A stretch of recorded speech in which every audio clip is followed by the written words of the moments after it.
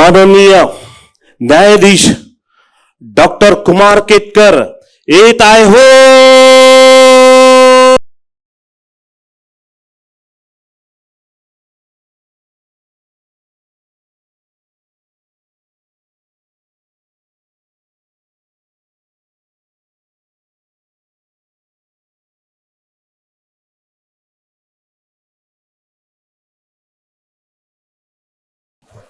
माननीय न्यायमूर्ती महोदय, आजचा हा खटला आपण सुप्रसिद्ध साहित्यिक श्रीपाद भालचंद्र जोशी यांच्यावर सुरू करीत आहोत आणि त्या खटल्याचा खटला क्रमांक आहे 75. श्रीपाद भालचंद्र जोशी हे आरोपी असल्यामुळे त्यांना न्यायालयाच्या कामकाजात सहभागी होण्यासाठी आपण निर्देश द्यावेत. आरोपीला ताबडतोब सादर करा. डॉक्टर श्रीपाद भालचंद्र जोशी हाजीर हो.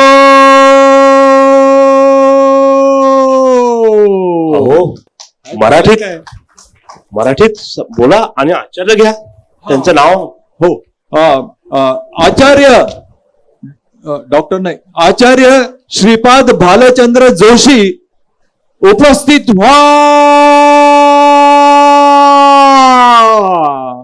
आले. न्यायमूर्ती महोदय, आरोपी आले आहेत. आरोपींनी स्थानापन्न व्हावं. बसा बसा, ते आरोपी आहे.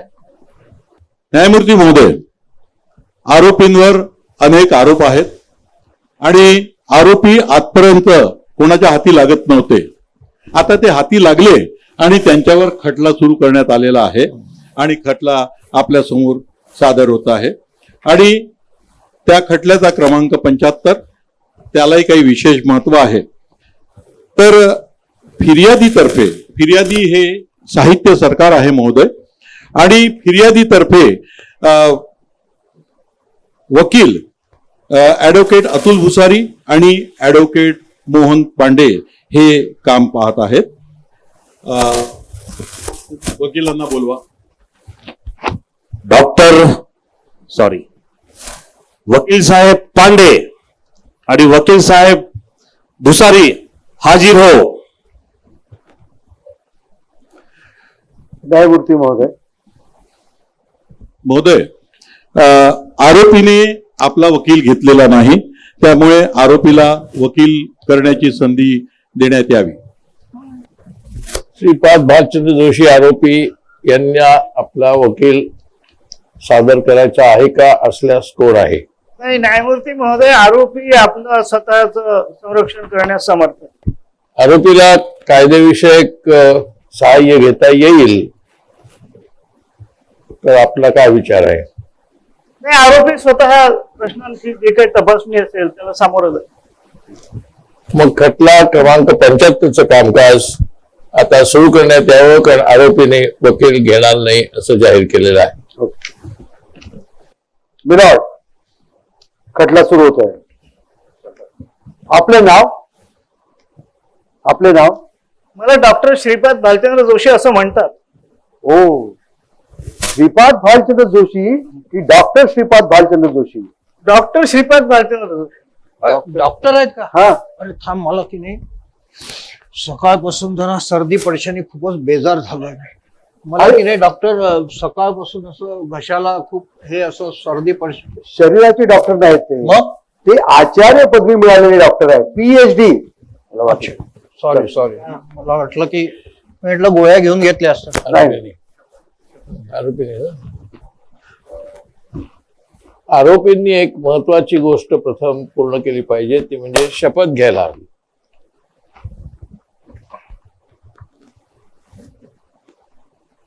आपण म्हणावा, देवा शपथ खरं सांगेल. देवावर तर विश्वासच नाही. ज्यांच्यावर विश्वास मी आहे, स्वतःला स्मरून, माझ्या विवेकाला स्मरून सांगतो की जे काही सांगेल, जे आरोप असतील त्याची मी जे उत्तर देईल ते अत्यंत प्रामाणिकपणे देईल. ठीक आहे, आपला देवावर विश्वास नाही, आपण आपल्या विवेकाला स्मरून जे काही आपल्याला सांगायचंय ते पूर्ण सत्य सांगावे. मिलॉर्ड, आरोपी हे एक ज्येष्ठ ख्यातनाम विचारवंत समीक्षक अभ्यासक आणि वक्ता या नात्याने सर्वत्र ओळखले जातात. त्याचप्रमाणे ऐन उमेदीच्या काळात वैचारिकता, काव्यात्मकता आणि अगतिकता अगतिकता नाहीये ते, प्रागतिकता सॉरी आहे. नाही प्रागतिकता असे बहुविध आणि बहुआयामी स्वरूपाचे व्यक्तित्व घडविण्यामध्ये कोणकोणत्या व्यक्तींची प्रेरणा महत्वपूर्ण ठरली हे आरोपींनी कोर्टात सांगायला पाहिजे. न्यायमूर्ती महोदय, प्रश्नामध्ये जो विचारला जातो आहे यामध्ये कोणीतरी व्यक्ती असेल तरच ती प्रेरणा देऊ शकते असं गृहीत आहे. आणि हे ईश्वर सत्ता अशा संस्कारातून आलेली या प्रश्नाची सगळी मांडणी आहे. कोणीतरी एक विशिष्ट व्यक्ती, एक विशिष्ट सत्ता, एक विशिष्ट संकल्पना, एक विशिष्ट स्त्री, एक विशिष्ट पुरुष हेच फक्त प्रेरणा देत असतात याच्यावरती आरोपीचा विश्वास नाही. आपल्या अवतीभोवती भोवताळामध्ये प्रेरणा देणारे इतके घटक असतात, त्या फक्त व्यक्तीच नसतात आणि त्या व्यक्ती सुद्धा स्वयंप्रेरित नसतात, त्याही कोणीकडून तरी प्रेरित असतात. त्यामुळे प्रेरणा ज्याची त्याला कशाची घ्यायची हे ठरवायचं स्वातंत्र्य असलं पाहिजे आणि ते आरोपींनी सतत घेतलेलं आहे. मिलॉर्ड, तरुणपणापासून आरोपीला सामाजिक दृष्टी समाजमनस्क आहे. सामाजिक विचारांची जडणघडण होण्यासाठी त्यावेळी त्यांनी कोणती सामाजिक वळवळ त्यांना महत्वाची वाटते? का सामाजिक वळवळ? काय बोलता काय? नीट वाचा. सॉरी, सामाजिक चळवळ. माफ करा, सामाजिक चळवळ म्हणायचं होतं मला. मुळामध्ये 1950 सालचा जन्म आहे आरोपी क्रमांक 75चा. आणि भारतीय राज्यघटना घेऊन नंतर हा क्रमांक 75 जन्माला आलेला आहे. 50चं दशक जे आहे, माझी ही पिढी आहे, या पिढीचा परवलीचा शब्दच मुळामध्ये सामाजिक बांधिलकी, सामाजिक न्याय, सामाजिक विवेक, सामाजिक जाणीव हा परवलीचा शब्द असलेली ही पिढी आहे. आणि आता मगाशी तुम्ही ज्या प्रेरणांचा उल्लेख केला आणि ज्याचं मी तेव्हा उत्तर देण्याचं टाळलं त्याचं उत्तर आता देतो की या पिढीच्या ज्या प्रेरणा आहेत, ही पहिली अशी पिढी आहे की जिने एकाच वेळेला बैलगाडीपासून तर चांद्रयानापर्यंत एवढा मोठा झपाटा AI पर्यंत एवढा मोठा परिवेश तंत्रज्ञानाचा, माणसांचा, मानवी मूल्यांच्या जपणुकीसाठी आलेली राज्यघटना, समतेसाठी आलेली, सगळ्या प्रकारच्या हक्कांसाठी आलेली, अधिकारांसाठी आलेली, स्वातंत्र्यासाठी आलेली, व्यक्तीच्या मुक्ततेसाठी आलेली, त्या राज्यघटनेच्या शब्द घेऊनच शोषण करण्यापर्यंत आलेला समाज सुद्धा याच पिढीने बघितला. त्या काळामध्ये या पिढीच्या ज्या प्रेरणा होत्या त्या माझ्याही होत्या, आरोपी क्रमांक 75च्याही होत्या. कुठून आली ही सामाजिकता? का आली ही सामाजिक बांधिलकी? का सामाजिक न्यायाबद्दल बोललं जात होतं? का भारतीय राज्यघटना आली?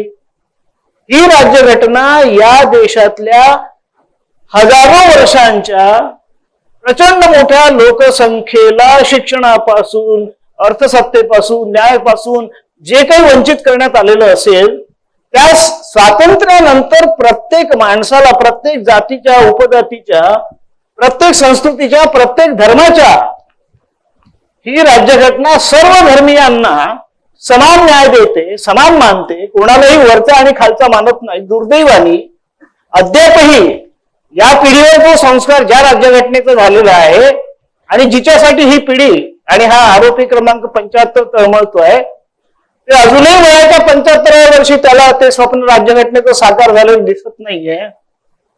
त्यावेळेचा संस्कार, त्यावेळेच्या प्रेरणा या पिढीवर कोणाच्या होत्या? लेखकांमध्ये कोण होते?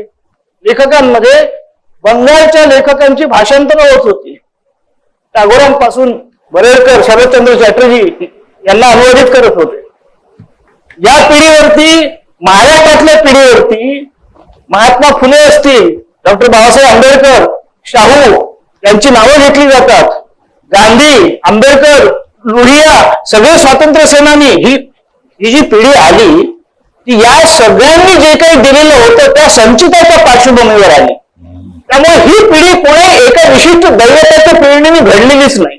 या व्यतिरिक्त या पिढीवरती जो संस्कार होता, तुमच्या 2 प्रश्नांची मी एकत्र उत्तर देतोय, हा ज्याला आपण तथाकथित पाश्चात्य म्हणतो आणि आज आपणच पाश्चात्य झालो आहोत आणि ते पौरस्त्यांचं बोट धरण्यासाठी आपल्यासोबत येऊ पाहत आहेत.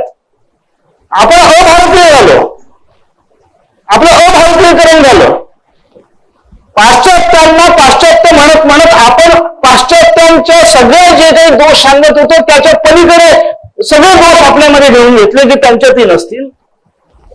परंतु त्यावेळेला साहित्यामध्ये सार्त्र, कामू, काफका यांचा प्रचंड प्रभाव होता. माझ्या आधीच्याही पिढीवर होता, माझ्याही पिढीवर होता. अनियतकालिकांची प्रचंड मोठी चळवळ त्या काळात आकार घेत होती. त्यातले सगळे जे लिटल मॅगझिनचं बंड होतं, भाषेचं बंड होतं आणि हे बहुजनांच्या अभिव्यक्तीच्या भाषेचं बंड होतं आणि ते समतेसाठीचं बंड होतं, जसं संतांचं होतं. संतांच्या सामाजिक समतेपासून तर सार्त्र, कामू, काफका यांच्या अस्तित्ववादी जाणीवेला पूर्ण आपलं या सगळ्यांची प्रेरणा घेऊन आणि या संपूर्ण रुसोपासून तर अमेरिकन राज्यक्रांती, फ्रेंच राज्यक्रांती, रशियन राज्यक्रांती, पलीकडे चीनमध्ये जे काही घडत होतं हे सगळं ही पिढी फार आत्मीयतेने बघत होती. त्यातून या पिढीचं आणि या आरोपीचं तुम्ही जे मला हे उत्तर अपेक्षित आहे ते घडले. प्रागतिकता हे आपल्या व्यक्तिमत्वाचे अतिशय महत्वाचे अभिन्न अंग आहे. महाराष्ट्रातील प्रगतिशील जाणीवांचे ज्येष्ठ लेखक, विचारवंत अशी आपली ओळख आहे. प्रगतिशील लेखक म्हणून आरोपीची जडणघडण कशी झाली हे आरोपी म्हणून आपण विदित करावे. भुसारी वकील, हं, मी की नाही प्रगतिशील शेतकरी ऐकलंय हो, हं. पण प्रगतिशील लेखकही असतात. अहो नाही, त्यांचं व्यक्तिमत्व, आरोपीचं व्यक्तिमत्व कसं फुललं हे पाहायचं आहे. जा तुम्ही तिकडे, तिथे उत्तर देतात.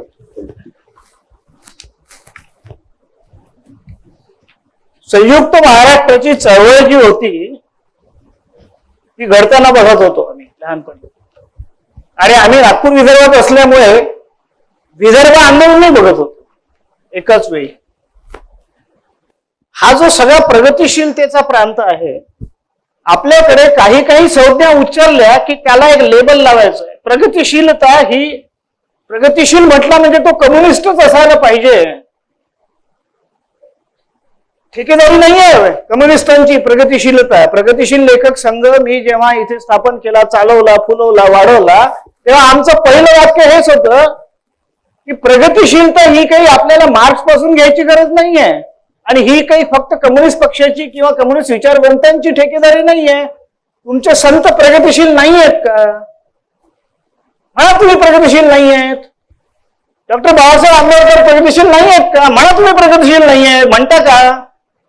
जर तुमच्या परंपरेमध्ये वेदांच्या नास्तिक दर्शनांपासून, लोकायतांपासून, चारवाक बुद्ध जैनांपासून एवढी प्रचंड प्रागतिक परंपरा या देशाला असताना हे प्रगतिशील हे कुठून तरी आयात केलेलं पाश्चात्य तत्वज्ञान आहे, हा जो बुद्धिभेद करण्याचं चाललेलं होतं त्याला प्रगतिशील लेखक संघ जो स्थापन झाला तो कुठे स्थापन झाला? तो लंडनला स्थापन झाला, मुळामध्ये.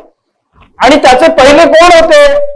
जे प्रगतिशील लेखक संघाचा जाहीरनामा म्हणजे मुन्शी प्रेमचंद यांचं 1936 लखनौच्या संमेलनाचं भाषण. कोण होते मुन्शी प्रेमचंद? एक उर्दूचे लेखक होते. उर्दू कुठून आली? उर्दू का मुसलमानांची भाषा आहे? उर्दू ही आपली भाषा आहे. उर्दू ही इथे घडली. हिंदी, हिंदुस्थानी, महात्मा गांधी त्याला हिंदुस्थानी म्हणायचे. हा जो प्रगतिशीलतेचा एक व्यापक प्रांत आहे तो महाराष्ट्रासमोर आम्हाला संपूर्ण वेदात, म्हणजे कॉम्रेड डांगे हे वेदातलं प्रिमिटिव्ह कम्युनिझम सांगत होते, तिथला साम्यवाद सांगत होते. तिथपासून तर इथपर्यंत हा जो साम्यवाद आहे, भारतीय राज्यघटनेतला जो समाजवाद आहे, हा सगळा भारतीय राज्यघटने इतकी प्रागतिक राज्यघटना कुठे आहे जगाच्या पातळीवरती? तुम्ही भारतीय राज्यघटनेवरच फक्त अंमल करा तर तुम्ही प्रगतिशील ठरता. तुम्हाला तो अंमल करू द्यायचा नाहीये म्हणून तुम्ही हे वातावरण निर्माण करता आणि प्रगतिशीलांना नको त्या बाबींशी जोडता. प्रागतिकता ही वेदकाळापासून तुमच्या जवळ आहे, तुमच्या दर्शनांमध्ये आहे, ती पूर्णपणे भारतीय आहे, ती कुठेही अभारतीय नाही. हा आमच्यावरचा संस्कार आहे. मॅडम जी आहे ना ती फक्त मार्क्स कडून, माओ कडून, कम्युनिस्टांकडून अशी झालेली नाहीये भारतीय प्रगतिशीलतेची. हे ताजे संदर्भांनी त्यात भर घातली. मिलॉर्ड, आरोपी हे चौफेर लेखणीचे लेखक आहेत, साहित्यिक आहेत, समीक्षकही आहेत, कवी पण आहेत, तसेच जनसंवाद माध्यमासाठी लेखकही आहेत. मिलॉर्ड, इतके गुण असणारा आरोपी मी आज प्रथमच पाहिलेला आहे. मला काय म्हणायचं, हे सगळं एकत्र त्यांनी कसं काय एकवटलं याबद्दल आरोपींनी स्वतःच खुलासा करावा असं माझी कोर्टाला विनंती आहे. न्यायालयाचा फार वेळ जाऊ नये याचीही मला काळजी घ्यायची, याची पूर्ण जाणीव आहे. उत्तर देताना मी ती अधिक संक्षिप्त करण्याचा प्रयत्न करेन. आपल्या आरोपांना हा लेखक म्हणजे कवी वेगळा, कादंबरीकार वेगळा, समीक्षक वेगळा, हे जे सगळे प्रकार आहेत या पद्धतीने लेखनाकडे, कलेकडे, कलावंताकडे कोणत्याही माध्यमाचे बघणं हे पूर्णपणे अभारतीय आहे. भारतीय काय आहे? भारतीयता ही समग्रतेत आहे, होलिस्टिक आहे. आपण हे कुठून शिकलो? मी फक्त नाटककार आहे, मी फक्त ललित लेखक आहे, मी फक्त कथा लेखक आहे, मी फक्त कादंबरी लेखक आहे आणि मी वैचारिक लेखक तर मुळीच नाही. म्हणजे ललित लेखन करणारा हा जणू विचार करतच नाही. तू का अविचाराने लिहितो काय? तुझ्या डोक्यात मेंदूच आहे तो विचारच करतो. ती इनबिल्ट आहे प्रोसेस. हे जे आपण भेद करतो आहोत हे आपण पाश्चात्यांपासून घेतले. स्पेशलायझेशन हे जे आहे ना, जसं कानाचा डॉक्टर वेगळा, कानाच्या मळाचा वेगळा, कानाच्या पाळीचा वेगळा, कानातल्या हाडाचा वेगळा. भारतीय आयुर्वेद याचा असा विचार करत नाही, ते होलिस्टिक समग्र विचार करतं. तसंच भारतीय कवी लेखकाची जी प्रतिमा आहे, जे भारतीय साहित्यशास्त्र सांगतं, ते मुळामध्ये एक लेखक तो नृत्य, नाट्य, संगीत, स्थापत्य या सगळ्यात प्रवीण असू शकतो. तुम्हाला कोणी सांगितलं की तो फक्त कादंबरीकार असू शकतो, समीक्षक असू शकतो? आपलं भारतीयतेशी जे नातं तुटलं ना भारतीय दर्शनांशी, त्याचा हा प्रचंड प्रभाव आहे की आपण नको नको त्या संकल्पनांना खूप शेंदूर फासून त्याच्यावर तेल ओतून त्याचे मोठमोठे दैवत करायला लागलो. तर आरोपीचं हे म्हणणं आहे मिलॉर्ड. पण आरोपी, कोणताही आरोपी हा सर्व अवगुण संपन्न असतो, पण हे आरोपी सर्व गुण संपन्न आहेत. हे मिलॉर्ड, आरोपीनं सिद्ध करावे एकाच माणसाला एवढे सगळे गुण कसे काय आत्मसात झाले? काहीतरी म्हणायचं आहे त्यांना. इतक्या सर्व प्रकारातून आरोपी हा नेमका कोण आहे? म्हणजे कवी आहे का, लेखक आहे का, साहित्यिक आहे, समीक्षक आहे की विचारवंत आहे? मिलॉर्ड, हे आरोपींनी स्वतःच सांगावं. पण त्यासाठी तुम्ही त्या अनुषंगाने उलट तपासणी करायला पाहिजे. कारण त्यांनी यातली काही उत्तरं दिलेली आहेत. तुम्ही उलट तपासणी करताना त्याचा विचार करून ते सक्षम आहेत, ते स्वतः सगळं सांगतो म्हणाले, त्यामुळे त्यांना सांगू द्यावं. मला न्यायमूर्ती महोदय, प्रश्न उपस्थित करणाऱ्यांना एक प्रश्न विचारण्याची अनुमती असावी. अनुमती दिली. कुटुंबामध्ये तुम्ही ज्यावेळेला भाजी आणायला जाता, दूध आणायला जाता, किराणा आणायला जाता, तुम्ही जेव्हा पत्नी बरोबर एकांतात असता, मित्रांबरोबर असता, मुलांबरोबर असता, तेव्हा तुमच्या या भूमिका असतात त्या वेगवेगळ्या असतात ना. म्हणजे एकाच व्यक्तीच्या हे जे रोल प्लेइंग आहे जीवनातलं, जीवन हे थिएटरच आहे. तुम्ही वेगवेगळ्या भूमिकांमध्ये परफॉर्म करता, स्वतःला सादर करता आणि शक्य तितकी ती भूमिका प्रामाणिकपणे पार पाडण्याचा प्रयत्न करता. हेच त्याचं सोपं उत्तर आहे. मिलॉर्ड, आरोपीची कवी ही नाममुद्रा फारच ठसठशीत होत आहे. आरोपी तारुण्याच्या वेळेपासून काव्य लेखन सातत्याने करत आहे. सयाळ आणि सयाळ नंतर हा काव्य संग्रह प्रकाशात आल्यावर आरोपीची काव्यात्मकता संपूर्ण महाराष्ट्राच्या नजरेस पडली. तर कवितेमधून आपण कसे काय व्यक्त होत होता हे तुम्ही कोर्टासमोर सादर करायलाच पाहिजे, सांगायलाच पाहिजे. भुसारी साहेब, हो. तुम्ही ते बरोबर म्हटलं ना. मला असं वाटतं ते सकाळ वगैरे नसेल, बहुतेक सकाळ आणि सकाळ नंतर असावं. नाही, हे आरोपी सांगतील काय ऍक्च्युअल. हो का? बाकी आपल्या भाषेचं असं झालेलं आहे की आपल्या भाषेतून काही शब्द मरण पावलेले आहेत. जसं सांगावा, आपण निमंत्रण छापतो. हा सांगावा आरोपीने पुनर्जीवित केला आणि त्याच्यावर त्यावेळेला वर्तमानपत्रात आमचे मित्र विनोद देशमुख यांनी फार चांगलं टिपण लिहिलं. हा पुनरुज्जीवित केला आरोपीच्या मुलाच्या लग्नाच्या पत्रिकेच्या निमित्ताने आणि आता तो रूढ झाला. म्हणजे सयाळ या कविता संग्रहावरती हे लोकांना कळणार नाही हे गृहीत धरूनच, आपण जसं विचारलात ना प्रश्न, ते गृहीत धरूनच आरोपींनी त्याचा खुलासा केलेला आहे. सयाळ बरोबरचं चिन्ह त्याच्यासमोर अर्थ आहे. सयाळ म्हणजे द्रव पदार्थ कोणताही उकळताना होणारा आवाज. आणि हा जो कविता संग्रह आहे, हा कविता संग्रह या भवतालाच्या सगळ्या ज्या काही घडामोडी होत्या, हे जे भवतालाचं पात्र आहे, या पात्रामध्ये हे जे सगळं उकळणं होतं, त्या उकळण्याचे जे बहुआयामी बहुआवाजी असं वास्तव होतं, या बहुआवाजी वास्तवामधल्या सगळ्या वेदना, क्लेश, दुःख, दारिद्र्य, विषमता, या सगळ्यामध्ये वाढलेली ही जी पिढी आहे, ती सगळी अस्वस्थता या पिढीचं सयाळ आणि सयाळनंतर हे प्रातिनिधिक असं आत्मचरित्र झालं त्या काळामध्ये. त्याचं कारण हे आहे आणि तोच त्याला चपकार आणि योग्य शब्द होता. आता तुम्ही प्रश्न जो विचारलेला आहे अतुल भुसारी ऍडव्होकेट यांनी, की तुम्ही आपली काव्यात्मकता जी आहे ती कविते म्हणून आपण कसे काय व्यक्त होत होता, हा फार महत्वाचा प्रश्न आहे. आपल्याला असं वाटतं की सगळ्यात सोपं जर काही असेल तर कविता करणं आणि सगळ्यात कठीण काही असेल तर कादंबरी लिहिणं. सगळ्यात कठीण काही असेल तर कविता करणं. कारण गद्य प्रकारासाठी तुम्ही भरपूर होमवर्क करता, संदर्भ जमा करता, तयारी करता. 7-7 वेळा 8-8 वेळा आपले मसुदे जे असतात, अत्यंत प्रख्यात लेखक जे असतात, ते जोपर्यंत ती कादंबरी, ती कथा त्यांच्या पसंतीला उतरत नाही, म्हणजेच वाचकाच्या पसंतीला उतरत नाही, कारण तो वाचकाचा प्रतिनिधीच असतो शेवटी, तोपर्यंत त्याला तिथे त्याच्यावर खूप परिष्करण करण्याची. गद्य आणि कवितेमध्ये फरकच हा आहे की कवी कागद पेन घेऊन बसत नाही. कवी संदर्भ गोळा करून सगळं शब्दकोश पाहून कविता लिहित नाही.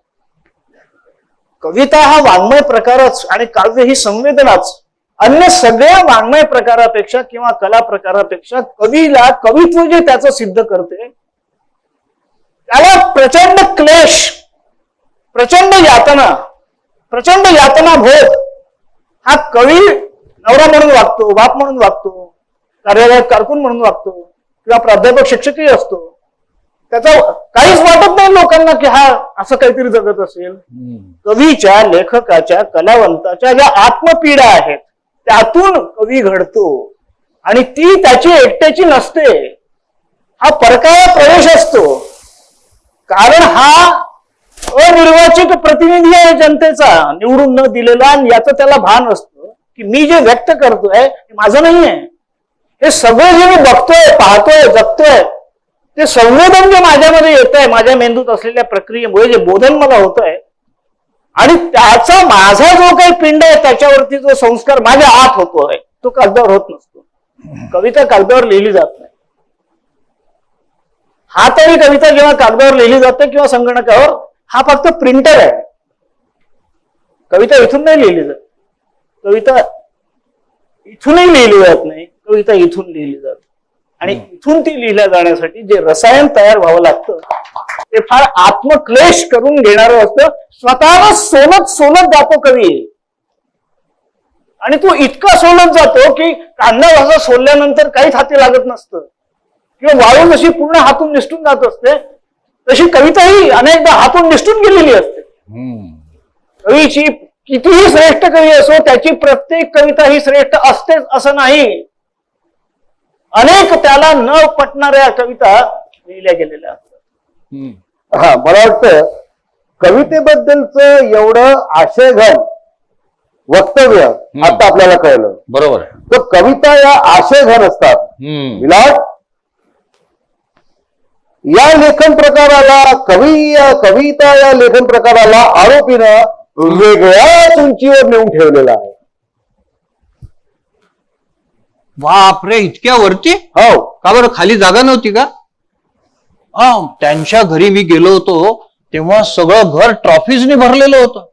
त्यामुळे मला असं वाटतं कविता घरात ठेवायला जागाच नव्हती, म्हणून त्यांनी ती उंचीवर नेऊन ठेवून दिली. हो, तसं नाही, वैचारिक दृष्टीने कवितेला त्यांनी उंचीवर नेऊन ठेवलाय. असं. पण मला काय म्हणायचं आहे की कवीच्या उंचीच्या तुलनेत त्यांच्या कवितांची उंची फार मोठी आहे. हो हो, विषयाला धरून बोला. हो, विषयाला धरून बोल, हा, असं तुम्हाला म्हणाले. नाही मला तुमचा प्रश्न.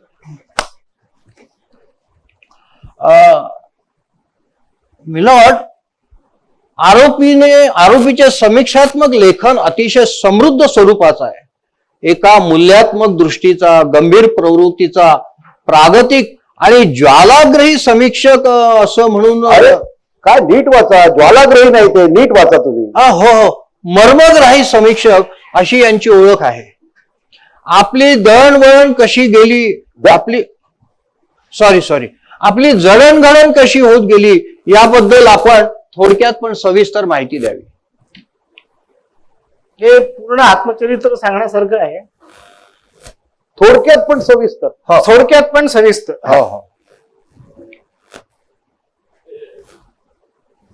मुळामध्ये तुमच्या जडणघडणीमध्ये तुमच्या जन्मदात्यापासून, तुमच्या कुटुंबापासून, पत्नीपासून, मित्रांपासून, गप्पांपासून, संस्थांपासून, शिक्षकांपासून अनेकांचा अनेक प्रकारचा वाटा असतो. या आरोपीने काय ठरवलं? हा श्रीपाद भालचंद्र जोशीच का झाला? हा बाकी काही का नाही झाला? त्याचं रहस्य एकच गोष्टीत आहे की याच्या समोर इतके आदर्श होते आणि तितकेच अनादर्शही होते. काही आदर्श अनादर्श होते, काही अनादर्श आदर्श होते.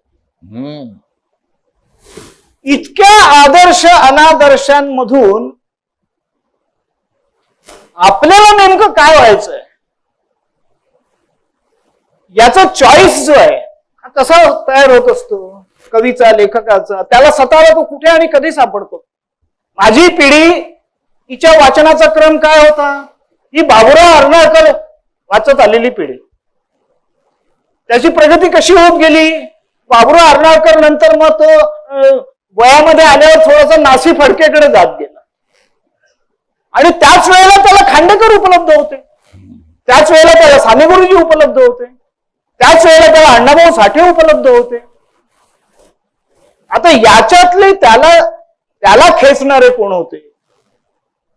त्याच्या वाचन विकासामध्ये त्याच्यामध्ये मग एक एक जण गळत गेला.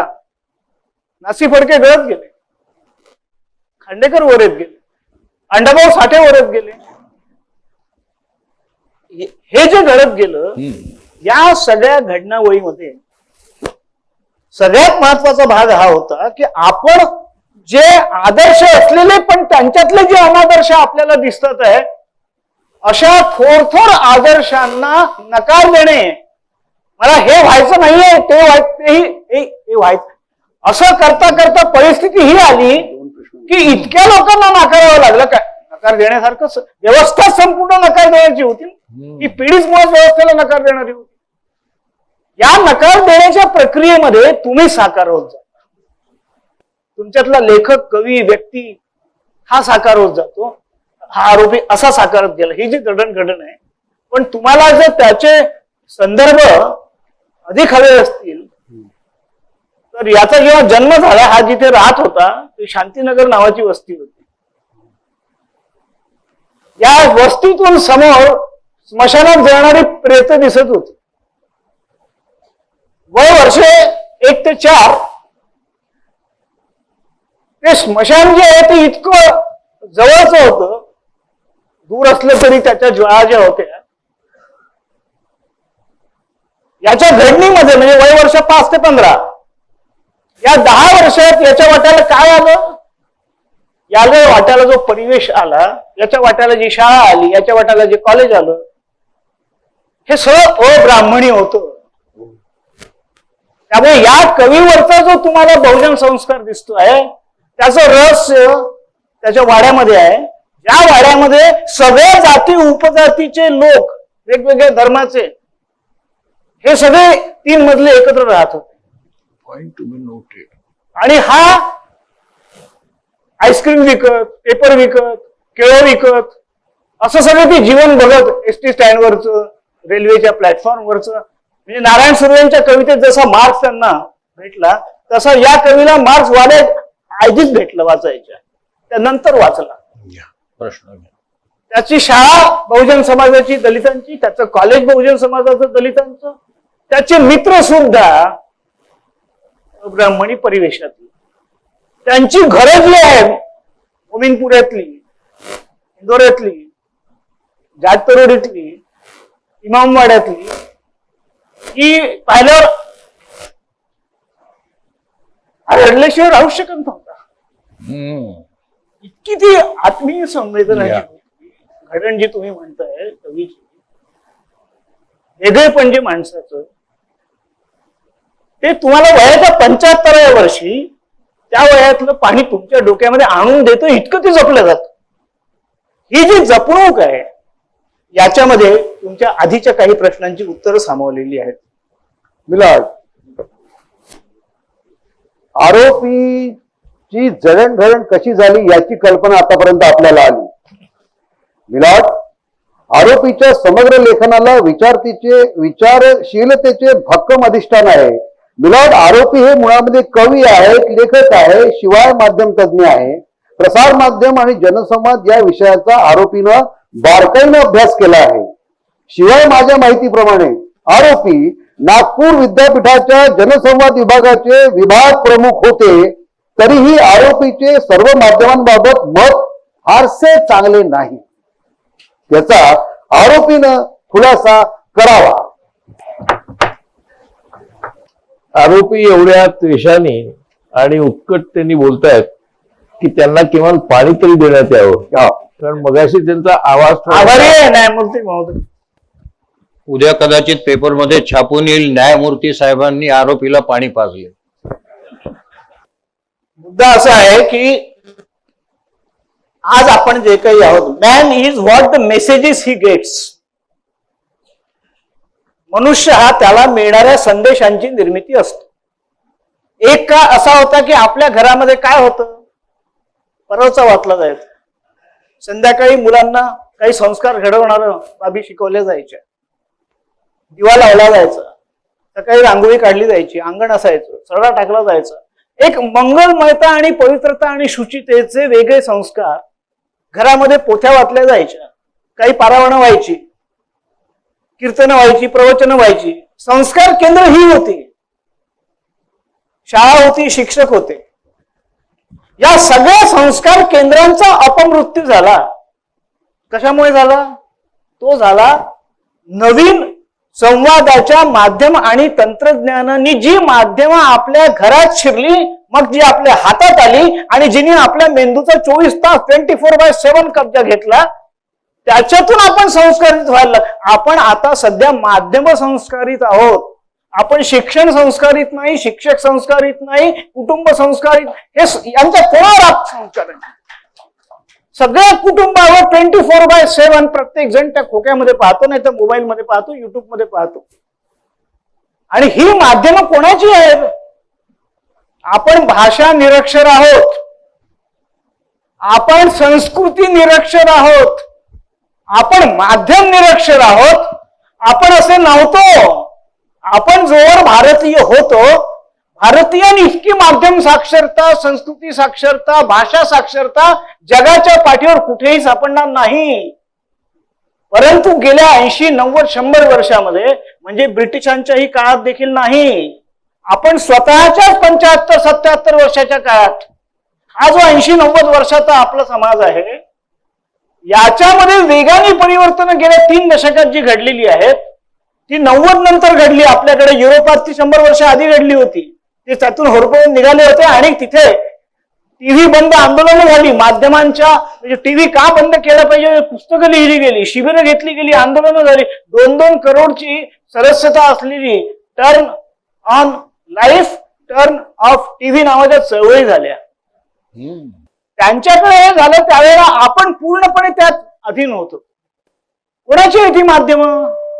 या सगळ्या वाहिन्यांवरती आणि वृत्तपत्रांवरती कोणाचा ताबा आहे? तुमच्या माझ्या पैशावर चालतात का ती? आपल्याला सगळं फुकट मिळतं.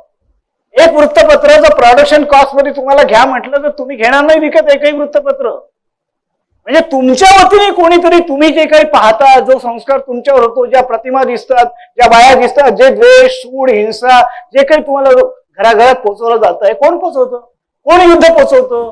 दहशतवाद कोण पोहोचवतो? एक बॉम्ब कुठेतरी फुटतो, तो 24 तास एक टाय कुठेतरी इटवाडीमध्ये जळतं आणि मग मला फोन येतो मुंबईवर आले, क्या हो गया नागपूर में? कुछ नहीं हुआ. गरमपेठेत तर काहीच नाहीये. हा जो माध्यमांचा परिणाम आहे आपल्यावर असलेला, हा पूर्णपणे जनविरोधी आहे. हा पूर्णपणे कोणाची आहेत माध्यम? माध्यम ही जाहिरातदारांची आहेत, माध्यम ही भांडवलदारांची आहेत. प्रचंड मोठ्या प्रमाणावरती ज्यांनी गुंतवणूक करून त्याच्यातून युद्ध होतात. कारण युद्ध ही वस्तू आहे, शस्त्र ही वस्तू आहे, माध्यम ही वस्तू आहे, बातमी ही वस्तू आहे. या सगळ्या वस्तूंच्या आपण इतक्या आहारी आणि आपण त्याचे उपभोक्ते आहोत, आपण त्याचे ग्राहक आहोत. आपण व्यक्ती राहिलेलोच नाहीये आणि आता तर आपल्याला चॉईसच नाहीये. चॉईसलेस, अभिरुची विहीन, संवेदना विहीन, पूर्णपणे बधीर, पूर्ण संवेदनशीलता घालून बसलेलो. आपल्याला वाद घालता येत नाहीत, विवाद करता येत नाही, चर्चा करता येत नाही, ते करायची गरजही वाटत नाही. ही स्थिती माध्यमांनी आपल्याला दिलेली आहे. हे समजून घेण्याचा अर्थ होतो माध्यम साक्षरता, माध्यमांची नीतिमत्ता आणि मीडिया एथिक्स. हे संशोधनं केवळ आणि केवळ आतापर्यंत जी काही थोडीफार तुटपुंजी आहे ती या आरोपीने केलेली आहे. मिलॉर्ड, आरोपी हे दैनिक लोकमत या वृत्तपत्राच्या साहित्य जत्राचे संपादक बरेच वर्ष होते. त्याचप्रमाणे विदर्भ साहित्य संघाच्या युगवाणी या नियतकालिकाचे 10 वर्ष संपादक होते. शिवाय मराठी राज्यातले मराठीचे वर्तमान आणि शरदचंद्र मुक्तिबोध शतकोत्तर आकलन इतक्या सगळ्या ग्रंथाचं आरोपीनं संपादन केलेलं आहे. मिलॉर्ड, इतकं सगळं संपादन एकाच वेळी एक जण, एक आरोपी कसा काय करू शकतो, हे आरोपींनी अगदी थोडक्यात पण सविस्तर सांगावे. अगदी जर थोडक्यात सांगायचं असेल आणि त्याचा जो सविस्तर करायचा असेल तर जोवर तुम्ही काहीच करत नाही तोवर तुम्ही काहीच करत नसता. जो माणूस 10 कामं करतो तो माणूस 11वं काम करतो. जो एकही काम करत नाही तो कोणतंही काम करत नाही. हा आरोपी 10 वर्षापासून विदर्भामध्ये 2 महत्वाचे प्रकल्प करतोय आणि जे फार ऐतिहासिक महत्वाचे आणि मूल्याचे.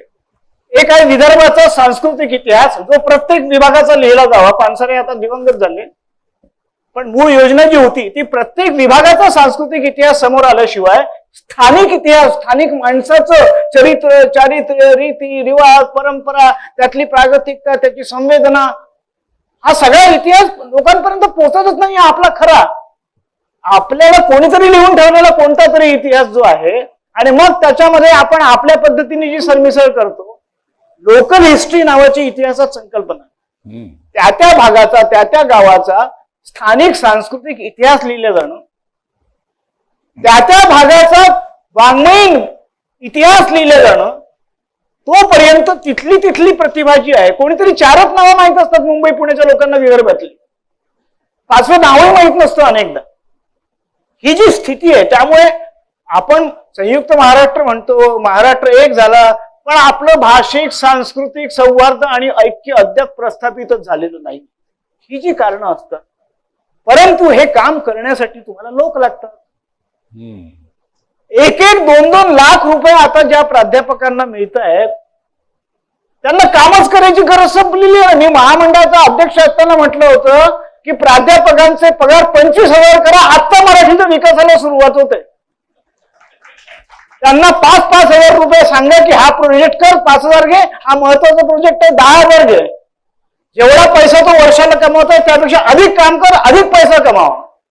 त्याला गरजच उरलेली नाही वाचनाची, त्याला गरज उरली नाही शिकवण्याची, विद्यार्थ्यांना गरज उरली नाही शिकवण्याची. त्यामुळे हे जे सगळं अधःपतन आहे सांस्कृतिक, भाषिक, वाङ्मयीन, हे तुम्ही रोखणार कसं आहात? त्यामुळे तुम्हाला तुमच्या जीवात जीव आहे तोपर्यंत हे सगळं करत राहणं, याच्याशिवाय दुसरा पर्यायच नाहीये. हा बाय चॉईस नाही करत आहे, बाय कंपल्शन करतोय. प्राध्यापकाला जशी शिकवायची गरज पडली तरी विद्यार्थ्यालाही विद्यार्जन करण्याची गरज उरली नाही असं मला वाटतं. बरोबर. मिलॉट, आरोपी हे विदर्भ साहित्य संघाचे 30 वर्ष उपाध्यक्ष होते. किती? काय म्हटलं? 30 वर्ष. अखिल भारतीय साहित्य महामंडळाचे अध्यक्ष म्हणून देखील त्यांनी 2016 ते 2019 या कालखंडात काम पाहिले. विश्व मराठी परिषदेचे संस्थापक मार्गदर्शक राहिले. महाराष्ट्र सांस्कृतिक आघाडीचे संस्थापक आहेत. या विविध संस्थांमध्ये आपले अनुभव कशा प्रकारचे राहिले हे अगदी थोडक्यात त्यांनी सांगायला पाहिजे. भुसारे साहेब, हो तुम्ही काय म्हणालात की 30 वर्ष साहित्य संघाचे उपाध्यक्ष होते? हो.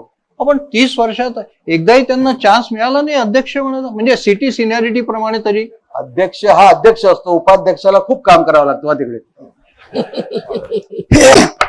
ऑर्डर. नाही, मी अशा अवास्तव कॉमेंट करायची गरज नाही. मुख्य मुद्द्यांकडे या. Sorry sir.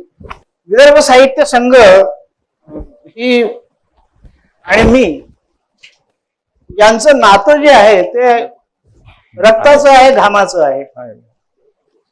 त्यामुळे या संस्थेला, मी त्या संस्थेमध्ये असो किंवा नसो, अध्यक्ष असो की पदाधिकारी असो की चपराशी असो, या संस्थेला जर कोणी केव्हाही इजा पोचवली तर पहिली गोळी छातीवर घेणाऱ्यांपैकी मी असेल त्या संस्थेच्या रक्षणासाठी. इतकं माझं आणि त्या संस्थेचं अभिन्न नातं आहे. कारण 50 वर्ष त्या संस्थेशी वेगवेगळ्या स्वरूपामध्ये, वेगवेगळ्या भूमिकांमध्ये त्या संस्थेला जे काही आकार देण्यामध्ये इतर सगळ्यांच्या सहकार्याने यश आलेलं आहे, त्यातले अनुभव सांगायचे तर तुम्ही माझी एक 3 तासाची स्वतंत्र मुलाखत ठेवा. पण मला इथे एक काहीतरी गोंधळ झालेला आहे असं वाटतं. काय? मला इथे एक मेनू कार्ड आणून दिलंय. आता न्यायमूर्ती समोर मेनू कार्ड कशाला मला कळलेलं नाही. आपण करा. ऑर्डर म्हणाला ना, त्याच्यामुळे मला असं वाटतं की मला काहीतरी पाहिजे बा. ऑर्डर म्हटलं तर मी यांच्या उद्देशून म्हटलं, मला काही खायला प्यायला या खुर्चीत बसून नकोय. हे मेनू कार्ड दिलेलं आहे. माफ करा महोदय, मी थोडी क्षमा मागतो. हा आजच त्याचा पहिला दिवस आहे. यापूर्वी तो हॉटेलात वेटर होता, म्हणून मेनू कार्ड ठेवलाय त्यांनी. ऑर्डर ऐकून. अहो पण ते हे मग ऑर्डरच करायचं होतं तर मग हल्ली वेटरला सांगत नाहीत, झोमॅटोला सांगतात. मी देशासाठीच दिले सर, ते झोमॅटोला ऑर्डर द्या, खूप छान छान पदार्थ येतात आणि अस्सल मस्त राहतात. पण मुख्य मुद्दा आता हे ऑर्डर यांना उद्देशून होती.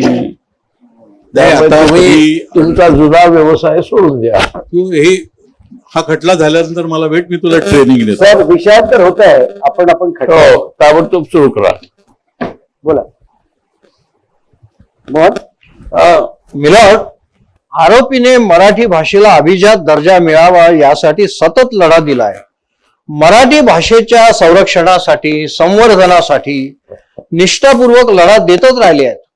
आपल्या मराठी भाषेचं जतन करण्यासाठी, मराठी भाषेला समृद्ध करण्यासाठी महाराष्ट्रातील जनतेने, महाराष्ट्र शासनाने मराठी भाषेसाठी नेमकं काय केलं पाहिजे असं यांना वाटते? What I mean to say that what the ROP expects to promote the Marathi language in the society and all. हे सगळं इंग्लिश मध्ये हेच आपलं मराठीवरचं प्रेम, मराठीचा जिव्हाळा. सॉरी, म्हणजे तुम्हाला काय म्हणायचं, म्हणजे मला म्हणायचं होतं की I mean to say again English. माफ करा, पुन्हा मराठीत बोलतो. ठीक आहे.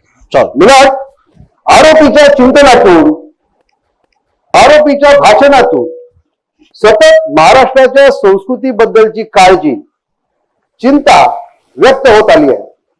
महाराष्ट्राची संस्कृती कुठल्या दिशेने जात आहे याचा खुलासा आरोपीनं करावा. वकील साहेब, हा. ती दिशा शोधण्याचा मी खूप प्रयत्न केला, मराठी भाषा कुठे चालली आहे म्हणून. मी गुगलवर सुद्धा पाहिलं, पण काहीच दिसलं नाही मला. काय कुणी गुगलवरती मला गोल गोल गोल गोल गोल गोल गोल गोल फिरत असतो, दिशाहीन सगळं. वकील कोणी केलं तुम्हाला? कोणाकडे असिस्टंट होता आपण? मी 5-6 वर्ष तुमच्याकडेच तर असिस्टंट होतो.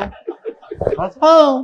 नंतर मग केसेस माझ्याकडे जास्त यायला लागले, मी वेगळा झालो, मी सिनियर झालो, तुम्ही ज्युनियरच राहिले. वैयक्तिक संदर्भ नको. समांतर चळवळ, ललित कला भारती, अभिनय पथनाट्य चळवळ, पोस्टर पोएट्री यातून सांस्कृतिक संघर्षाचा प्रवास, आंदोलन पूर्वेकडून पश्चिमेकडे गेलं, त्याचे प्रेरक आपण होता की कसे? विलाट यांनी हे विदित करावं. मगाशी मी सांगितलं तसं साधारण 70चं जे दशक होतं, 60च्या दशकाच्या पार्श्वभूमीवर आलेलं, आपले न्यायमूर्ती महोदय जे आहेत 60च्या दशकातून त्या संस्कारातलेच आहेत. अच्छा. माझी माहिती आहे. हे जे दशक होतं, त्या दशकाने या 70च्या दशकाची एक भूमी तयार केली, अभिव्यक्तीची, भाषेची, आणि सगळ्या जगभर ते विद्यार्थी क्रांतीचं दशक होतं. भारतात सुद्धा आसाममध्ये पहिलं आसाम गण परिषदेचं विद्यार्थ्यांचं सरकार त्या चळवळीतून आलेलं होतं. आणि पलीकडे 75 साली जी आणीबाणी लागली, त्याची सुद्धा जी सुरुवात झाली ती विद्यार्थ्यांनी वाजवलेल्या थाळीपासून झाली. त्या क्रांतीतून, त्या ह्याच्यातून आणि पाटण्याच्या सभेमध्ये जयप्रकाशांच्या नेतृत्वाखालच्या त्याचं रूपांतर झालं. आणि त्यानंतर वाढलेल्या सगळ्या परिस्थितीत पलीकडे 75ची स्थिती आली. हा जो सगळा कालखंड तुम्ही समांतर चळवळीचा सांगताय, याची थोडीशी बीज मला सांगितली पाहिजे. बिलकुल. 70-71 या काळामध्ये या आरोपीच्या वाट्याला जर समजा मुंबई आली नसती आणि हा जर मुंबईत राहिला नसता, तर कदाचित तुम्ही खरोखर हा आरोपी म्हणून एखाद्या न्यायालयात तुम्हाला दिसला असता. त्याचं कारण असं आहे की या तिथे गेल्याबरोबर याच्या वाट्याला कोण यावं, कोण याचे पहिले मित्र कोण असावेत तिथे मिळालेले? ते दलित पॅंथरची स्थापना होण्याच्या पूर्वीचा नामदेव ढसा,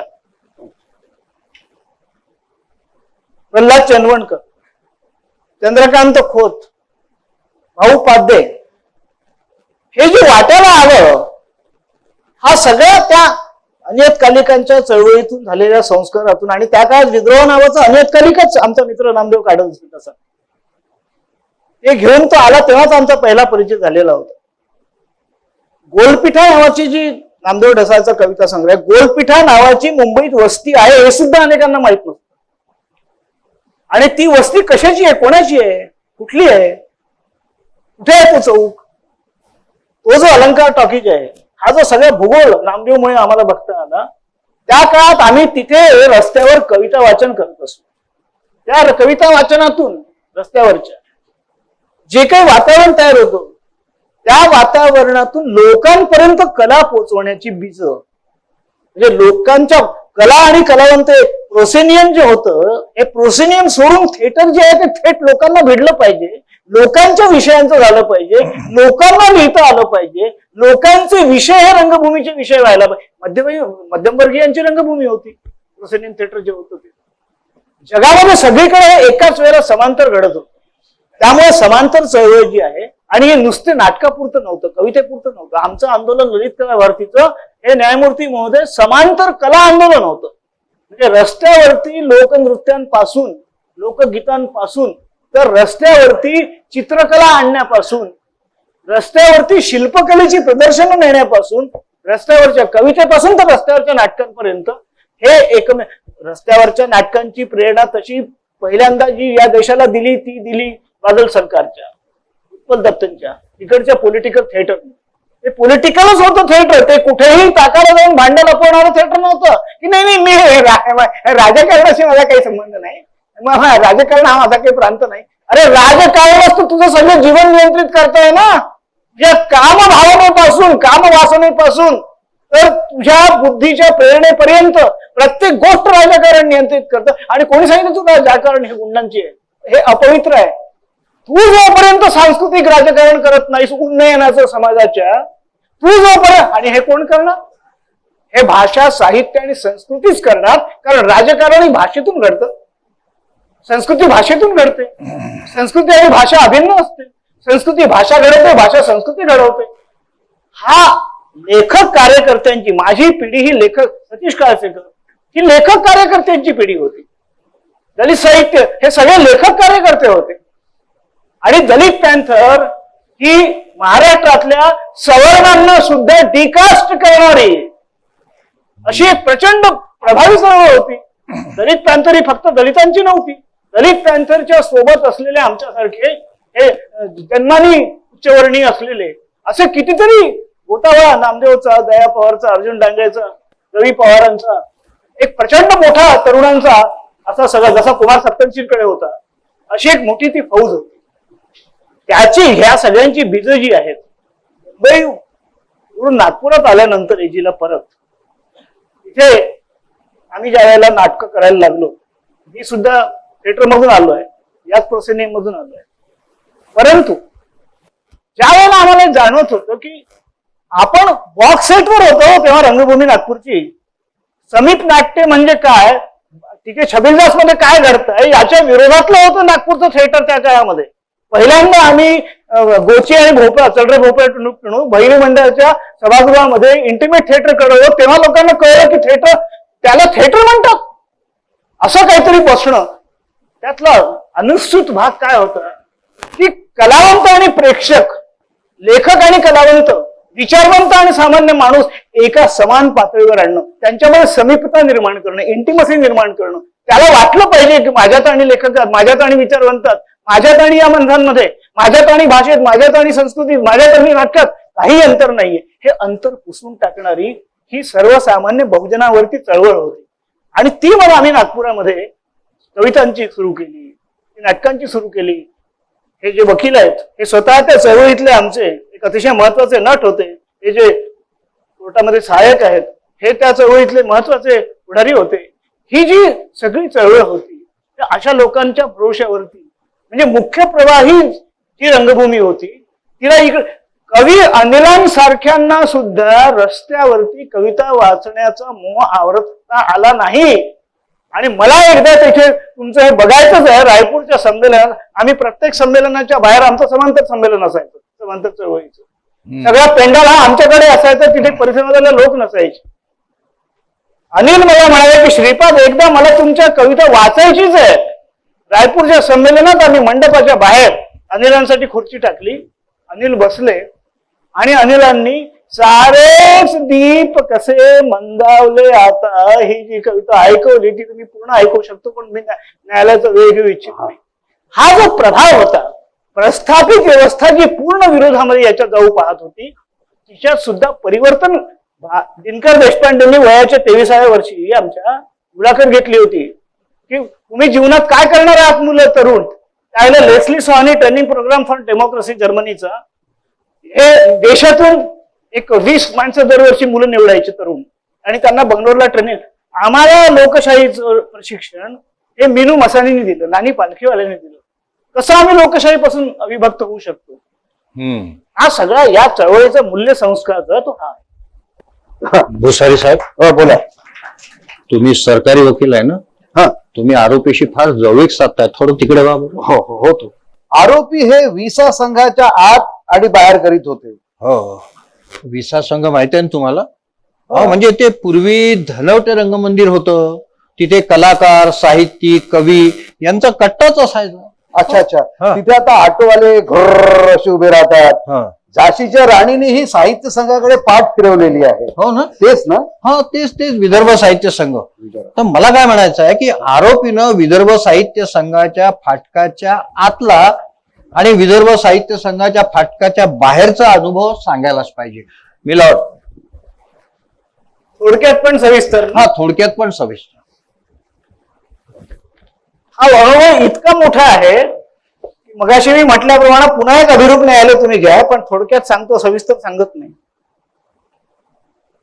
फाटकाच्या बाहेर नागपुरातलं सगळं कलाविश्व उभं असायचं त्या कट्ट्यावर. आमच्या भाऊ समर्थांपासून कोण नसायचं. शरदचंद्र मुक्तिपत सुद्धा आम्हाला तिथे येऊन भेटायचे, कारण ते समोरच्या लायब्ररीत जायचे. ते विदर्भ साहित्य संघाच्या लायब्ररीत कधी आले नाहीत. ते विदर्भ हिंदी साहित्य संमेलनाच्या लायब्ररीमध्ये जायचे. म्हणजे संध्याकाळची वाट पाहायचे लोक आसुस्तीने. आपलं ऑफिस संपलं की जो तो सायकलवर टांग मारून आधी कुठे पोहोचत असेल तर तो धनवट रंग मंदिराच्या समोर विदर्भ साहित्य संघाच्या जवळ. तिथे झालेली सगळी 50-50 वर्षांची मित्र आमचे बसलेले आहेत सगळे इथे सभागृहामध्ये. तेव्हापासूनचे चळवळीतले सगळे निलकांत कुलसंगे आहे, इमन नारनवरे आहे, ललित कला भारती गावकुसाच्या आत आणि मुक्ती वाहिनी ही गावकुसाच्या बाहेर, या दोनच संस्था होत्या नागपूरचं सांस्कृतिक उन्नयन करणाऱ्या त्या काळामध्ये, आपापल्या अभिव्यक्ती मांडणाऱ्या त्या ठिकाणच्या. आणि ह्या दोघंही तेव्हापासून आजपर्यंत एकत्र राहिलेले आहेत. नितीन राऊत असोत, इमन नारनवरे असोत, आमचे ताराचंद खांडेकर असोत, आता आमचे काही माणसं बंगलोरला आहेत, काही अजून कुठे असतील. हा जो सगळा भाग आहे विदर्भ साहित्य संघाच्या विरोधात 7 वर्ष आम्ही बाहेर उभे होतो. आणि रंजन कला मंदिरला जर अनिलांनी त्यांचं ऑफिस उचलून फेकलं नसतं तर रंजन कला मंदिर आणि मनोहर म्हैसाळकर विदर्भ साहित्य संघात कधी येण्याचं कारण होतं. बाळासाहेब लिमे महाराष्ट्र राज्य ग्रंथालय संघाचे अध्यक्ष होते, ते माझ्या कार्यालयात होते. आणि आमचे जे अनेक गुरु आहेत आम्हाला तज्ञ करणारे, त्यातले एक लिमय महत्वाचेच होते. तिकडे लिमय, इकडे म्हैसाळकर आणि इकडे श्रीपाद भालचंद्र जोशी. विदर्भ साहित्य संघ हा आतमध्ये जे आम्ही आलो, हा रंजन कला मंदिर, महाराष्ट्र राज्य ग्रंथालय संघ आणि ललित कला भारती या तिघांनी मिळून तुमच्या भाषेत तुम्हाला म्हणायचं असेल तर ताब्यात घेतला. पण तो इष्ट कारणांसाठी घेतला. आणि 35 ते 40 वर्षामध्ये तो जिथे कुठे होता तिथून त्याला जो काही रंग रूप आकार, तो दलित असतील, आदिवासी असतील, स्त्रीवादी असतील, ही विदर्भाची संस्था आहे. ही कोणी विशिष्ट जात धर्म पक्ष पंथाची नाही, कोणत्या रंगाची नाही, अशी ती 35-40 वर्षामध्ये जी करून दाखवता आली आणि त्याची जी संधी मिळाली, हा आतला प्रवास आहे. आणि त्याकरता 7 वर्ष जो बाहेर आम्ही उभं होतो, हा बाहेरचा जो प्रवास आहे, या बाहेरच्या प्रवासात विदर्भातल्या सगळं ते काम पुढे करण्याकरता हे जे बाहेर उभे होते सगळे, हे सगळेच्या सगळे पुढे कामी आले. प्रश्न असा आहे विलाट, यवतमाळ येथील अखिल भारतीय मराठी साहित्य संमेलनात नयनतारा सहगल, मी रिपीट करतो, यवतमाळ येथील अखिल भारतीय मराठी साहित्य संमेलनात नयनतारा सहगल यांचे येण्याचे आपण पक्के ठरविल्यानंतर त्यांच्या छापील भाषणांची नंतर त्यांनी येऊ नये अशी यवतमाळ येथील आयोजकांनी घेतलेली भूमिका कशी भ्रमनिरास करणारी होती याचा इथे खुलासा करावा. नवा तो झालाच पाहिजे. अगदी बरोबर. खरं म्हणजे हा जनमाध्यमातून पुरेसा झालेला आहे, पण तरी सुद्धा इथल्या माध्यमांकरता करतो. केवळ एकच नाव नव्हतं महामंडळाच्या समोर त्यावेळेला विचारार्थ, 2 नावं होती. आणि महामंडळातल्या सगळ्या लोकांची ज्याच्यावर सहमती होईल असं नाव निश्चित करणे ही जबाबदारी होती. नयनतारा सहगल पेक्षाही दुसरं नाव तुम्ही ऐकाल तर अजून 7 फूट वरती उडाल, ते होतं रोमिला थापर यांचं. जिथे नयनतारा सहगल पचत नव्हती तिथे रोमिला थापर तर खूप दूरची गोष्ट होती. त्यामुळे सहमती ही नयनतारा सहगल या नावावर घडली. का घडली? कारण नयनतारा सहगलांचे महाराष्ट्राशी भावनिक आणि जिव्हाळ्याचं नातं होतं. त्यांचे वडील इथले होते आणि त्यामुळे त्यांचं इथे येणं, त्यांचं या संमेलनाच्या व्यासपीठावर येणं. परंतु मला एका अत्यंत महत्वाच्या पक्षाच्या अतिशय ज्येष्ठ पुढाऱ्यांनी, एका अत्यंत महत्वाच्या विरोधी पक्षाच्या ज्येष्ठांनी त्याला सांगितलेला निरोप सांगितला. त्यांची नावं फक्त मी सांगू शकत नाही. तो असा होता की आम्हाला नेहरू कुटुंबातलं कोणीही व्यासपीठावर नको होतं आणि आमचाच माणूस स्वागताध्यक्ष असल्यामुळे आम्ही ते करून दाखवलं. हे नयनतारा सहगल प्रकरणाचं खरं इंगित होतं. हे जाहीर आहे. सर्व मुद्दा असा आहे. आणि मी दोष त्या स्वागताध्यक्षालाही दिला नाही. मी दोष कोणाला देतोय? सतत देतोय, गेले 40 वर्ष देतोय. कोणाला?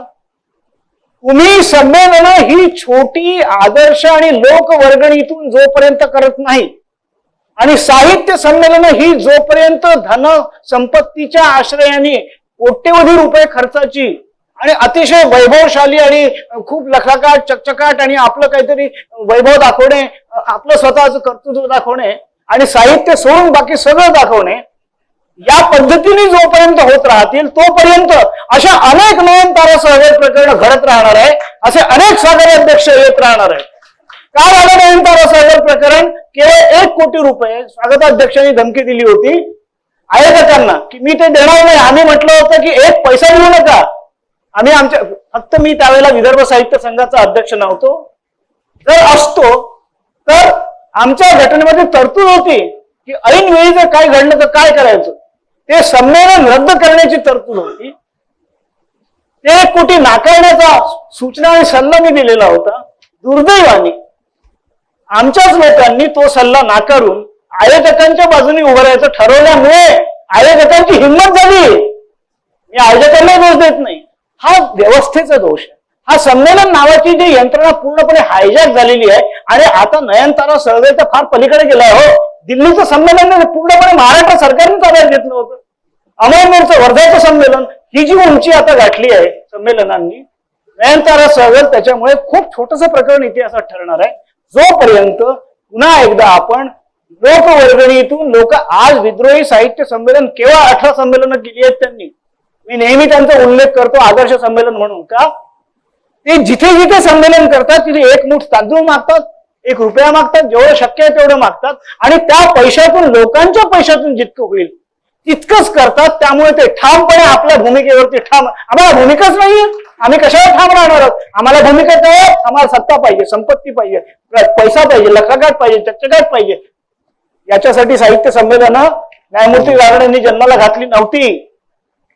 ती जोपर्यंत वळत नाही तोपर्यंत नयनतारा सहगल तुम्हाला अजून घडताना दिसते. तिसरी भाषा सक्ती म्हणजे काय? लहानपणापासूनच मराठी संस्कृतीशी नातं तोडणं हा प्रयत्न सुरू असताना मराठी भाषा जतन करण्यासाठी आरोपी करत असलेले प्रयत्न त्यांनी स्वतःच कोर्टाला सांगावे. मुळामध्ये हे प्रकरण कुठून सुरू होतं हे समजून घेतलं पाहिजे. अनाशे या निमित्ताने आपण चांगला आरोप केलाय. या आरोपाच्या संबंधामध्ये वस्तुस्थिती काय आहे?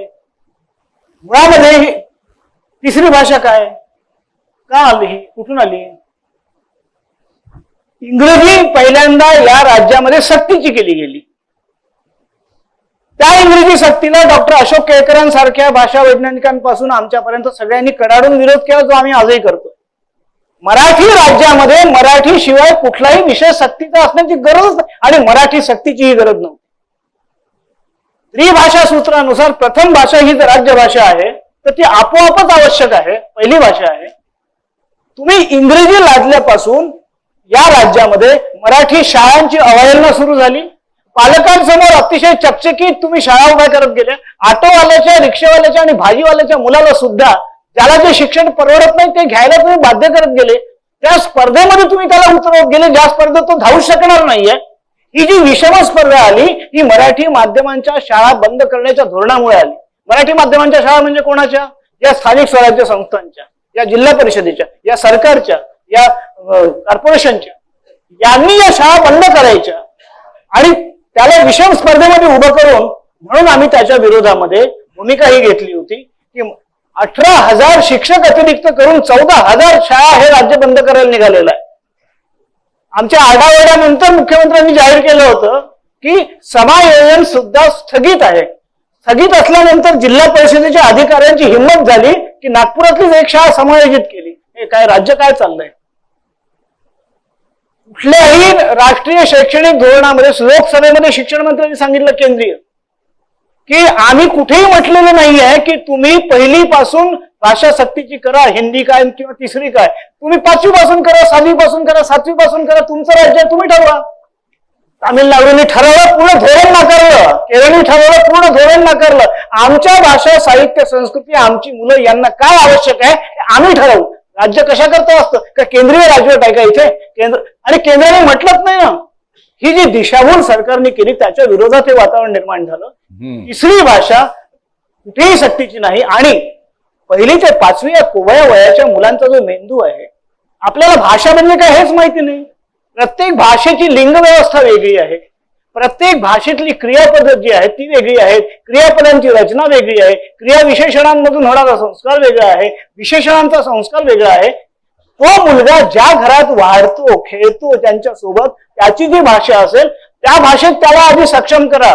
म्हणून महाराष्ट्रामध्ये 5वी पासून 6वी पासून बाकीच्या भाषा सुरू होतात आणि जगातलं सगळं शिक्षणशास्त्र, बालमानसशास्त्र, बाल शिक्षण तज्ञ सगळं सांगतं, सगळे अभ्यासक सांगतात की प्राथमिक शिक्षण अपरिहार्य, आणि युनेस्कोही सांगतं की प्राथमिक शिक्षण हे अपरिहार्यपणे मातृभाषेतूनच द्यायला पाहिजे. आमचं तर म्हणणं आहे की सगळं शिक्षणच मातृभाषेतून द्यायला पाहिजे. सगळे देश देतात ना बाकीचे प्रगत, सगळे प्रगत देश हे इंग्रजीतून शिक्षण देऊन प्रगत झालेले नाहीत, ते आपल्या भाषेतून शिक्षण देऊन प्रगत झालेले आहेत.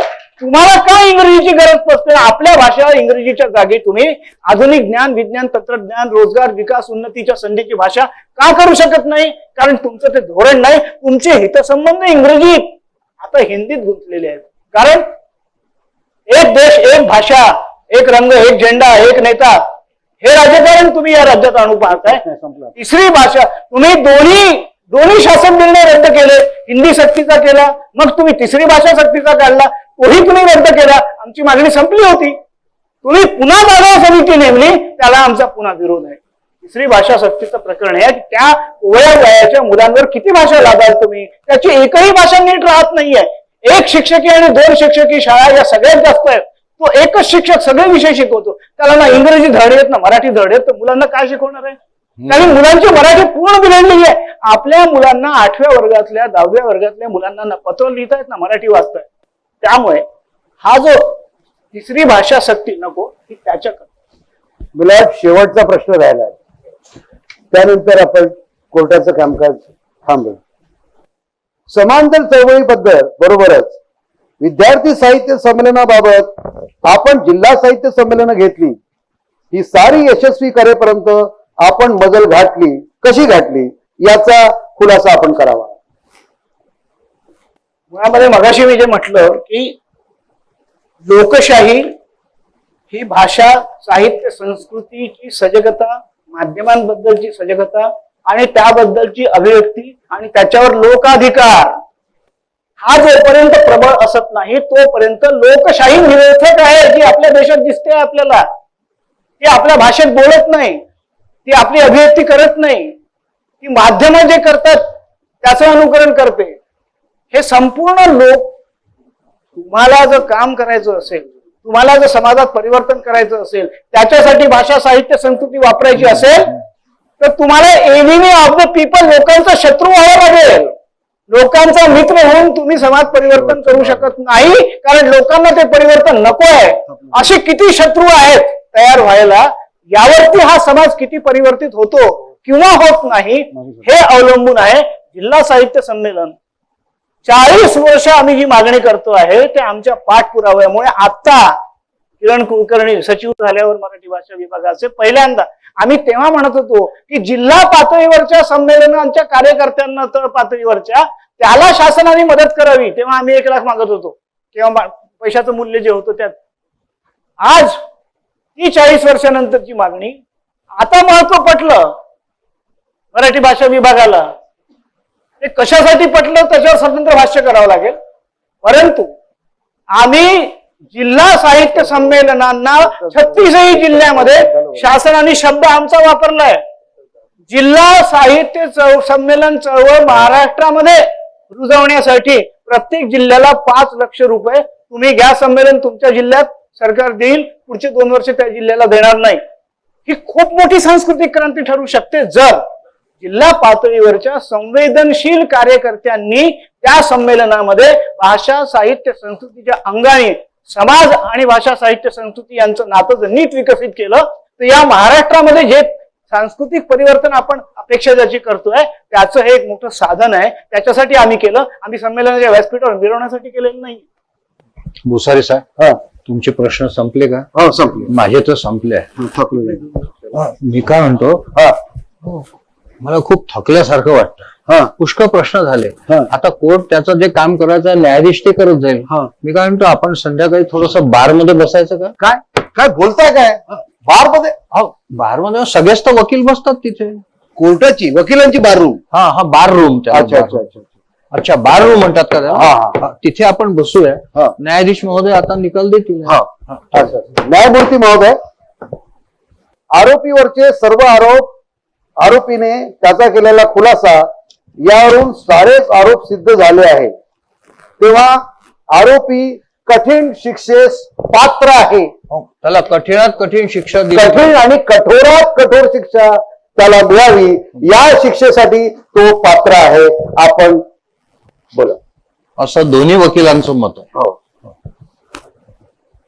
न्यायमूर्ती म्हणून माझ्या प्रदीर्घ कारकिर्दीमध्ये मला असा आरोपी कधीही भेटला नाही. आणि हल्लीच्या वातावरणात तर आपण पाहतोच आहोत, हल्ली आरोपी हे साधारणपणे गुणवानच असतात आणि जे आरोप करणारे असतात ते अवगुणवाले असतात. हे सध्या आपण सगळीकडे पाहतोय.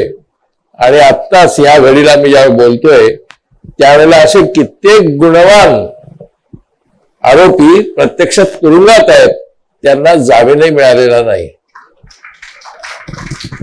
हे सध्याचं वातावरण लक्षात घेता या आरोपीला या गुणांसाठी आरोपी केलं जावं ही एक माझ्या मते सुदैवाची गोष्ट मानायला लागेल. त्यामुळे न्यायमूर्ती म्हणून माझ्या प्रदीर्घ कारकिर्दीमध्ये असा आरोपी माझ्यासमोर आला हे मी माझं भाग्यच मानतो. हे आरोपी श्रीपाद भालचंद्र जोशी हे मराठी भाषेतले ज्येष्ठ कवी, समीक्षक, विचारवंत, पत्रकार आणि वक्ता म्हणून प्रसिद्ध का आहेत हे ज्यांनी हे आत्ता त्यांचं आरोपी असताना दिलेलं उत्तर ऐकलं त्याच्यावर त्यांना कळलंच असेल. आता याच्या पलीकडे कदाचित त्यांच्यावरती पुन्हा खटला भरवावा लागेल, परंतु या एका बहुआयामाच्या व्यक्तित्वाचे धनी ते असल्यामुळे आणि त्यांना त्यांच्या भाषा अस्मितेची जागा ठरवून समाजाची सेवा केल्याचं त्यांनी कार्य केलेलं असल्यामुळे त्यांच्या सर्व लिखाणांमध्ये ही जी प्रयोगात्मकता दिसते त्याचा विचार करून आम्हाला न्यायनिवाडा करावा लागेल. मराठी भाषेला अभिजात भाषेचा दर्जा मिळावा यासाठी त्यांनी चालवलेलं आंदोलन कसं फलद्रूप झालंय हे आपण पाहिलंय. जरी प्रत्यक्षात अजून ती अभिजात भाषा कशी अंमलात आणायची याच्याबद्दल संबंधितांनी कोणताही खुलासा केलेला नाही आणि कोणतीही पावलं उचललेली नाहीत. त्यामुळे फक्त पहिल्या पातळीवरती विजय जो झालेला आहे तो श्रीपाद भालचंद्र जोशी यांच्यामुळे झालेला आहे.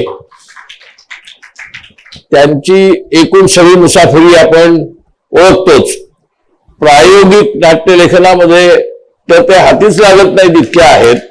मुद्दा असा आहे, या संबंधात आम्हाला एक बहिणाबाईंच्या कवितेचा संदर्भ आठवतो. मन पाखरू पाखरू त्यांची काय सांगू मात, आता होतं भुईवर गेलं गेलं आभाळात. त्याप्रमाणे ते प्रत्यक्ष कधी हाती लागले नाहीत. त्यांच्यावर चालवलेला हा खटला यापूर्वीच चालवून ते शिक्षेस पात्र ठरले असते असे आम्हाला वाटते. उशिरा का होईना पण ते सापडले आणि खटल्याची कार्यवाही झाली. आता वेळ आहे ती त्यांना शिक्षा सुनावण्याची. खरं तर कोणत्याही न्यायाधीशाला कितीही कठोरातली कठोर शिक्षा सुनावताना खंत वाटत असते, पण आता मला तशी वाटत नाही. कारण पुण्याला एका मोटारीचा अपघात करून एका माणसाचा मृत्यू करणाऱ्या माणसाला त्या कोर्टाने एक निबंध लिहायला सांगितलेला होता कठोर शिक्षा म्हणून. त्या न्यायाधीशाचं अनुकरण करावं असा माझ्या डोक्यात विचार आला आणि म्हणून मी यांच्यावरती अशीच कठोरातली कठोर शिक्षा करणार आहे. त्यातला एक भाग असा आहे की त्यांनी हे जे त्यांच्यावरती आरोप केलेले आहेत ते तसेच चालू ठेवावेत, ते गुन्हे त्यांनी कायम करत राहावं ही एक त्यांना एक शिक्षा आहे आणि ते मग त्या शिक्षेस पात्र ठरतात. शिवाय त्यांच्यावरच्या सर्व आरोपांची आणि आरोपीच्या भाषेची दखल घेऊन त्यांचा एक भव्य सत्कार नागपुरामध्ये केला जावा अशी आज्ञा कोर्ट देत आहे आणि त्यांचा सत्कार समारंभ याच ठिकाणी सादर व्हावा असेही कोर्टाला वाटते. हा कार्यक्रम झाल्यावर तो सत्कार व्हावा. त्यांना अजून एक वेगळ्या प्रकारची शिक्षा द्यायची कल्पना आम्हाला वाटते, ती म्हणजे त्यांना एका तराजूत बसवावे. नाहीतर आपण पाहिले बड्या राजकीय पुढाऱ्यांची हल्ली तराजूत बसवून सोन्याची नाणी वगैरे टाकून डॉलर टाकून सुद्धा केली जाते मोजमाप. सुवर्ण आपण यांची तराजूमध्ये जी टाकायची आहेत ती पुस्तकं टाकायची, नाणी नाहीत आणि डॉलर नाहीत. आणि त्यांचं जे यांचं वजन आता किती कमी आहे त्यामुळे फार कमी पुस्तकं तिकडे जाण्याची शक्यता आहे.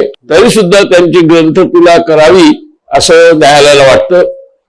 त्यांची सामाजिक आणि साहित्य सांस्कृतिक जाणीव लक्षात घेता इतरही मौल्यवान ग्रंथांनी त्यांना तोलून धरावं असं आम्हाला वाटतं. या सुनावलेल्या 2 शिक्षा ज्या आहेत म्हणजे सत्कार समारंभ आणि ग्रंथतुला या एकाच वेळी भोगायच्या आहेत. त्यामुळे तो त्याचाच भाग असा करता येईल. आजन्म लिहितं राहून त्यांनी सामाजिक जाणीवा जागरूक करण्याचा प्रयत्न करावा आणि तो अधिकाधिक जास्त वेगाने करायला लागणार आहे, अधिकाधिक तीव्रतेने करावा लागणार आहे. इतकं त्यांनीच सांगितल्याप्रमाणे देशाचं आता अवमूल्यन झालेलं आहे, सांस्कृतिक अवमूल्यन झालेलं आहे. ते देशाचं सध्याचं सांस्कृतिक अवमूल्यन पाहता श्रीपाद जोशींना कमीत कमी पुढची 25 वर्ष तरी हे कार्य करावं लागणार आहे. तर ती 25 वर्ष त्यांना कार्य करायला संधी मिळावी असे म्हणून मी माझे न्यायपत्र संपवतो. कोर्टाची कारवाई संपली.